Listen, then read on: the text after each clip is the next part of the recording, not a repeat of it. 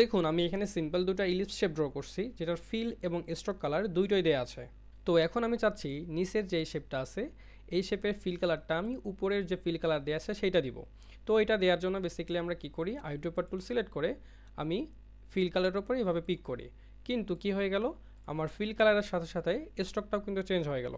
কিন্তু আমি তো চাইছিলাম শুধু ফিল কালারটা চেঞ্জ করতে। তো এটাকে ফিক্স করার জন্য আমরা যেটা করতে পারি, আমরা আইড্রপার টুলের উপর ডাবল ক্লিক করব, দেন একটা প্যানেল পাচ্ছি। তো এই প্যানেলে দেখতে পাচ্ছেন যে ফোকাল স্ট্রোক এবং ফোকাল ফিল। আমরা চাইলে যে কোনো একটা, যদি স্ট্রোক হয় তো স্ট্রোক আনচেক করবো, আর যদি ফিল হয় তাহলে ফিল আনচেক করবো। আমি এখান থেকে ফোকাল স্ট্রোকটা আনচেক করছি। দেখেন আমি যদি ফোকাল স্ট্রোকটা আনচেক করে ওকে করি, তাহলে এখন দেখেন আমি যদি এই শেপের যে কালারটা আছে জাস্ট উপরের শেপের ফিল কালারটা যদি আমি নিতে চাই, এখন যদি আমি কিবোর্ডের আইড্রপার টুল সিলেক্ট করে জাস্ট ফিল কালারের উপর পিক করি, তাহলে দেখেন শুধু ফিল কালারটাই চেঞ্জ হচ্ছে, নট স্ট্রোক। মজার না বিষয়টা? তো এই ছিল আজকের ভিডিও, দেখা হবে নেক্সট কোনো ভিডিওতে। Follow me for more tips.